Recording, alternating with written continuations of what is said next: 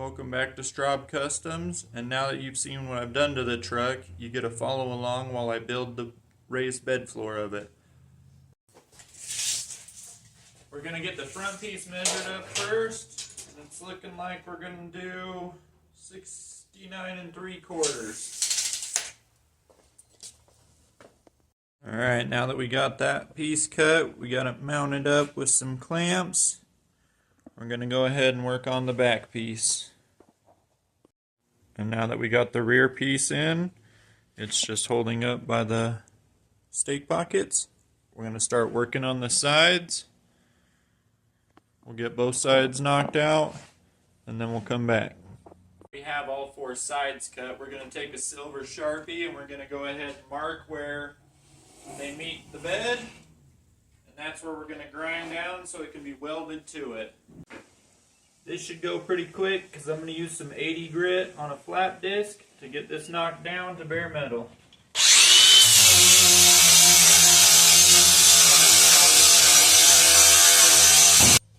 One of the best parts about a lowered truck is you just hop right in and do the work.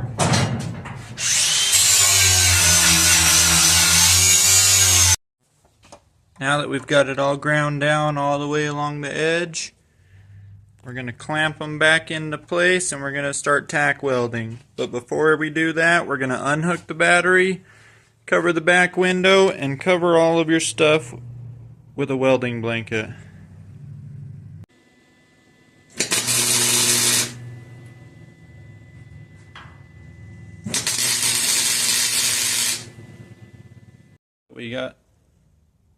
Now that we got a few tack welds along this side, we're going to move the clamps over to this side and we're going to get this side tacked in.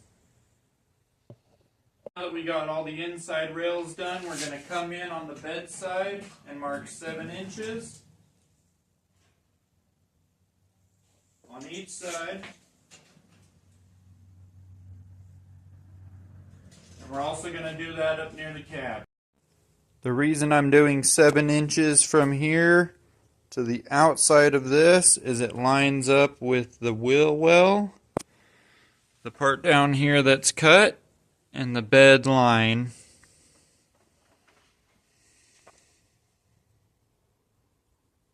We're going to get them tacked into place and then make some braces for them.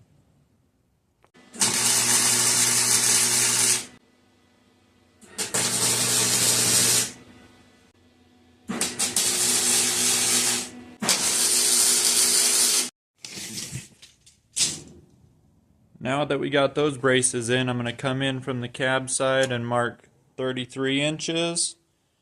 And then I'm going to come in from the tailgate side and mark 25 inches. And that's going to put us in line with the wheel wells right there. And we're going to get some braces made for right there. I just got done doing the braces, and now I need 8 legs at 17 3/8.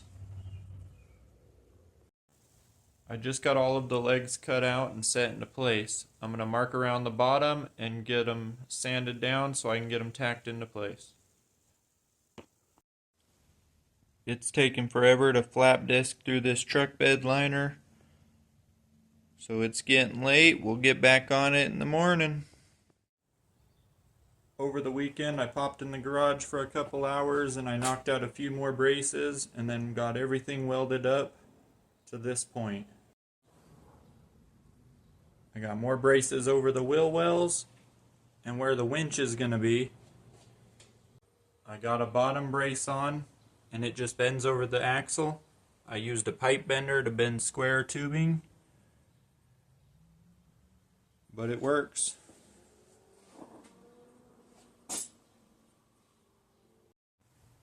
With the outside section of the frame all welded up, we have to figure out what we're going to do in the center section. Well, for that, I've got a plan.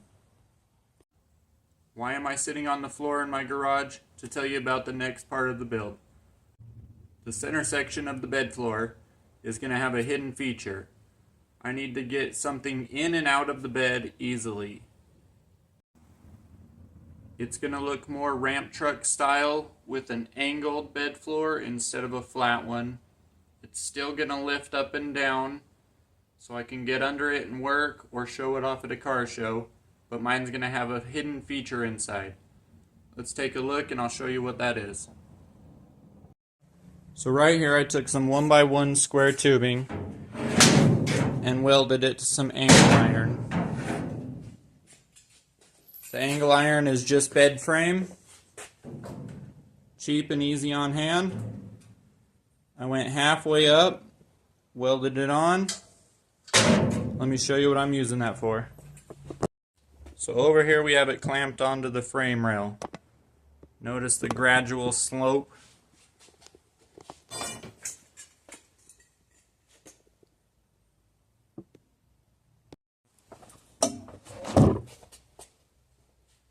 With the lips of the angle iron attached to the 1-inch square tubing, we'll have enough clearance for something to slide on.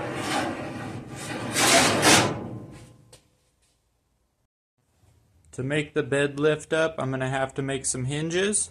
And we're going to brace across the top, the bottom. I got the rectangle all welded up for the center section. It raises. I've got the hinges tacked on for now. There's a back brace right here we need to get cut off. Whenever you're cutting metal, put your face shield on.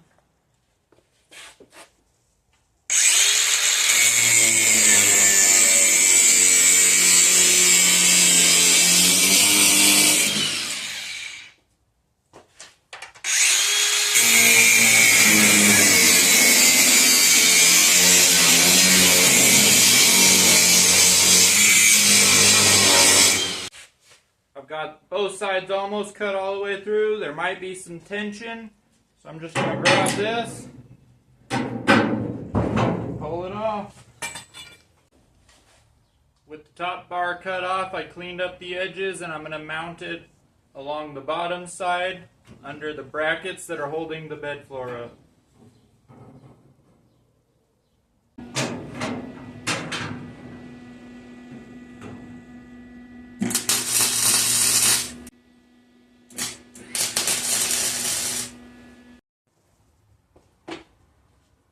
Okay, here we go. First time raising it up all the way. Let's see if the tack welds on the hinges hold.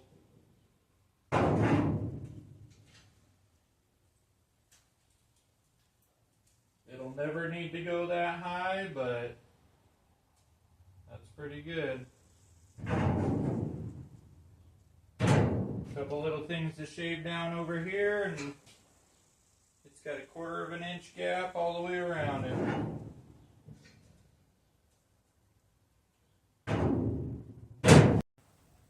I'm going to end part 1 of the raised bed series right here. I'm going to try to keep it down to 3 parts. In the next video, we're going to be bracing all of the center section and doing the extension for the ramp truck. Like, comment, and subscribe to follow this build.